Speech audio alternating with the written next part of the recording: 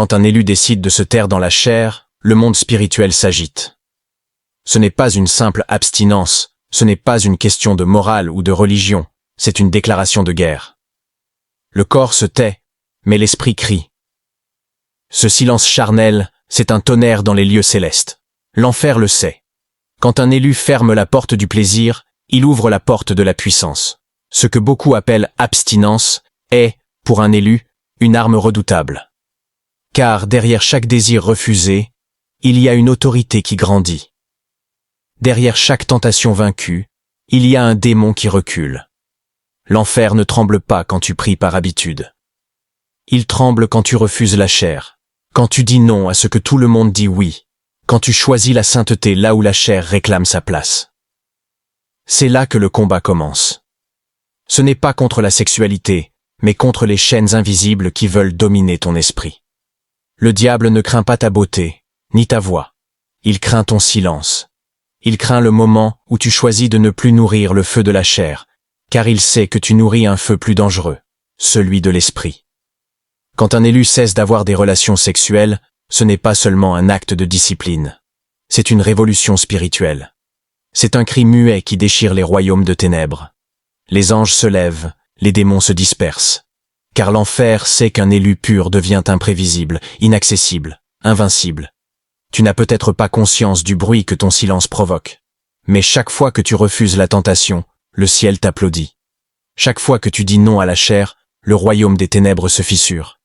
Et c'est pour cela que les attaques se multiplient. Parce que ton abstinence n'est pas une faiblesse, c'est un signal. Un signal que le ciel reconnaît, et que l'enfer redoute. Il y a un mystère que peu comprennent. Tant que la chair parle, l'esprit se tait. Mais quand le corps se tait, la voix de Dieu devient claire, tranchante, puissante. L'élu qui ferme la porte du désir charnel ouvre sans le savoir un canal direct vers le trône de Dieu. Ce qu'il perd en plaisir, il le gagne en puissance. Ce qu'il abandonne dans le secret, Dieu le transforme en autorité spirituelle. La chair parle fort, elle réclame, elle insiste. Elle veut que tu te distrais, que tu cèdes, que tu oublies qui tu es. Mais celui qui apprend à se taire dans le corps devient redoutable. Car il ne dépend plus de ses pulsions, mais de la parole. Il ne cherche plus à satisfaire la terre, mais à faire trembler les cieux. Et dans ce silence du corps, Dieu commence à parler. Il révèle des secrets que la chair n'aurait jamais supportés. Joseph, tenté par la femme de Potiphar, aurait pu céder. Il était jeune, beau, seul, et personne ne l'aurait su. Mais il a choisi de se taire dans sa chair, et c'est ce silence qui l'a élevé. Ce n'est pas sa beauté qui l'a conduit au trône, c'est sa pureté. L'abstinence l'a rendu dangereux pour le diable, utile pour Dieu. Quand tu maîtrises ton corps, tu gouvernes ton monde spirituel. Car celui qui ne contrôle pas sa chair ne peut pas régner dans l'esprit. L'enfer sait cela. C'est pour cela qu'il pousse les élus vers le désordre, vers les relations sans alliance, vers les plaisirs qui épuisent l'âme. Il veut t'épuiser avant que tu découvres ta vraie puissance. Mais l'élu qui se lève et dit « Non, je choisis le silence de la chair » devient une menace. Ce n'est plus une simple personne, c'est une flamme qui brûle. Car Dieu parle à travers ce silence. Les décisions qu'il prend, les prières qu'il élève, les mots qu'il prononce, tout devient autorité. Ce n'est plus une simple parole, c'est une épée. Le monde peut se moquer, dire que c'est inutile, dire que tu es différent. Oui, tu l'es. Car tu appartiens à une autre dimension. Ton choix dérange les démons parce qu'ils savent qu'un élu qui ne se laisse plus gouverner par la chair devient une voix qui libère. Le silence du corps, c'est la naissance du règne spirituel. Et quand ce règne s'installe, l'enfer perd le contrôle. Parce qu'un élu qui ne cherche plus à plaire au monde devient un canal pur entre Dieu et la terre. Il devient une bouche de feu, un instrument céleste. Et ce jour-là, même les ténèbres savent que quelque chose de divin vient de s'activer. Le diable a un secret qu'il cache à ceux qu'il craint. Il sait que lorsqu'un élu ferme la porte du sexe, il ferme aussi la porte de sa propre destruction. Ce n'est pas un hasard si les plus grandes batailles spirituelles se jouent dans la chair. Parce que c'est là que réside la clé de ton autorité. L'ennemi le sait. C'est pour cela qu'il fait de la tentation son arme préférée. Quand tu décides de t'abstenir, l'enfer ne reste pas calme. Les attaques se multiplient, les pensées s'intensifient, Les souvenirs reviennent. Parce que tu touches à ce que le diable déteste le plus, ta pureté. Il sait qu'un élu pur devient une forteresse que même 1000 démons ne peuvent ébranler. La pureté, ce n'est pas de la faiblesse. C'est une cuirasse invisible, un bouclier de feu. Et c'est ce bouclier que Satan veut briser avant que tu comprennes sa valeur. Le secret, c'est que chaque fois que tu refuses une tentation, tu gagnes une nouvelle dimension spirituelle. Ce n'est pas visible, mais c'est réel. Tu montes en autorité. Tu gagnes du poids dans le monde invisible. Tes prières deviennent plus lourdes, tes paroles plus dangereuses. Tu deviens une menace silencieuse. C'est pourquoi le diable investit tant d'énergie à t'attirer dans la chute. Il t'envoie des visages, des rêves, des propositions. Il rend les désirs plus forts pour te faire oublier ta mission. Parce qu'il sait, une fois que tu cèdes, ta lumière baisse, ton feu diminue, et ton autorité s'affaiblit. Mais quand tu résistes, tu déclares spirituellement, « Je choisis le ciel, pas la chair ». Et ce cri fait trembler l'enfer. Satan sait qu'un élu abstinent ne prie pas de la même manière. Il parle, et les démons s'enfuient. Il marche, et les territoires s'ouvrent. Il ne cherche plus à séduire, mais à délivrer. Il ne cherche plus à plaire, mais à régner. Et c'est pour cela que le combat est si violent. Le diable veut t'empêcher d'atteindre cette version de toi que Dieu attend. Mais souviens-toi, si les attaques se multiplient, c'est parce que ta lumière est trop forte pour passer inaperçue. Si tu ressens cette lutte intense dans ton esprit, ce n'est pas parce que tu es faible, c'est parce que tu es dangereux.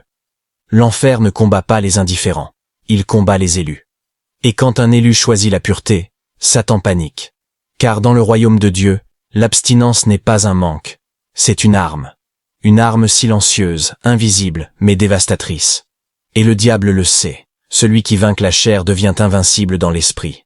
Il y a un feu que Dieu allume uniquement dans ceux qui ont choisi de se séparer. Ce feu ne brûle pas la peau, il purifie l'âme. Il consume les désirs impurs, les attachements cachés, les liens invisibles que le monde a laissés dans ton cœur. C'est le feu de la sanctification. Et ce feu, seul un élu qui a choisi le chemin étroit peut le supporter. Quand tu refuses de suivre les plaisirs du monde, tu déclenches une transformation profonde. Dieu commence à travailler en toi, non pas pour t'humilier, mais pour te façonner. Chaque tentation devient un test de résistance.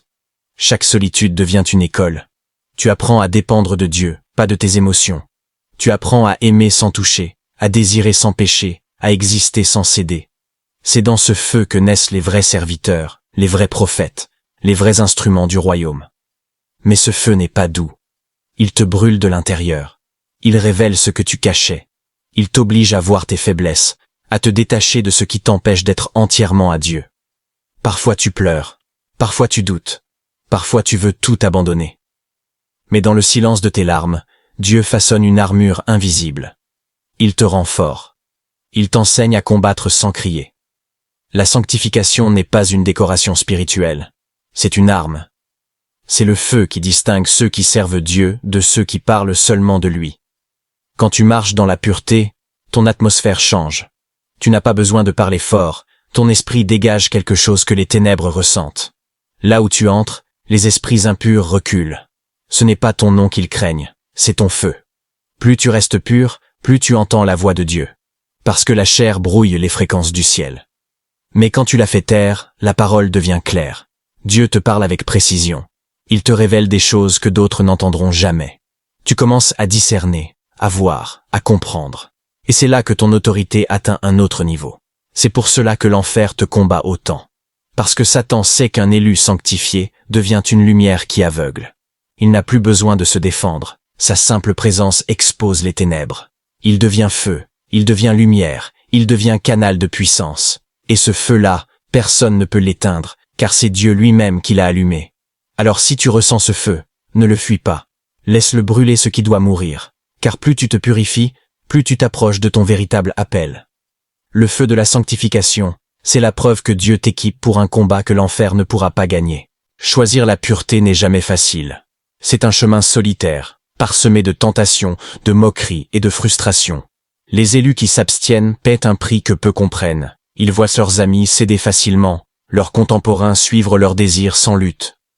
Et eux, ils marchent à contre-courant. La solitude peut peser et le monde peut se moquer, qualifier leur vie de stricte, d'excessive ou d'inutile. Mais c'est précisément ce prix qui prépare le cœur à recevoir la gloire. Chaque combat intérieur, chaque moment de résistance, chaque refus de céder à la chair construit une autorité invisible. L'élu apprend que la vraie force ne réside pas dans ce que l'on fait pour être reconnu, mais dans ce que l'on refuse pour rester fidèle à Dieu. Chaque victoire sur la tentation forge un caractère indestructible. Chaque non prononcé contre le monde est un pas de plus vers le royaume. Mais ce chemin solitaire n'est jamais infructueux, car Dieu ne laisse jamais passer un sacrifice ignoré. Chaque épreuve de pureté devient un témoignage silencieux dans le ciel. Chaque échec manqué par la chair devient un trésor spirituel. Et l'élu voit sa foi s'élever au-dessus des nuages de ce monde. Il découvre que ce que les hommes appellent privation est en réalité un accès direct aux bénédictions célestes. La récompense de la sainteté dépasse la compréhension humaine. Les élus qui ont renoncé à la chair pour Dieu deviennent des instruments de guérison, des sources de sagesse, des portes ouvertes à la gloire divine. Leurs vies deviennent des témoignages vivants que la puissance de Dieu se manifeste quand la chair se tait. Même l'enfer le sait. L'autorité d'un élu pur dépasse toute manipulation, tout mensonge, toute influence démoniaque. Ainsi, chaque sacrifice, chaque instant de maîtrise, chaque renoncement volontaire prend sens. L'élu apprend que la gloire n'est pas seulement dans les résultats visibles, mais dans la transformation invisible de l'âme. Ce chemin exige de la patience, du courage et une foi sans faille. Mais à la fin, ce qui semblait une lutte devient une couronne. Ce qui semblait une privation devient un privilège divin. Quand un élu choisit la pureté, le monde peut ignorer ses efforts, mais le ciel les célèbre et l'enfer les redoute. Chaque moment de maîtrise devient une arme. Chaque renoncement devient un feu qui purifie et élève. L'abstinence n'est pas un fardeau. C'est un tremplin vers la puissance spirituelle. Le silence de la chair ouvre les portes de l'autorité céleste. Les élus qui tiennent fermement ce chemin deviennent imprévisibles, inébranlables et redoutables pour les ténèbres. L'enfer tremble, non pas à cause de leur force visible, mais à cause de leur obéissance invisible. Le prix est réel, mais la récompense est éternelle. Pour celui qui persévère, la pureté n'est plus une discipline. C'est une armure, une lumière, un cri silencieux qui dit au monde et aux esprits « Je suis à Dieu, et rien ne me détournera ».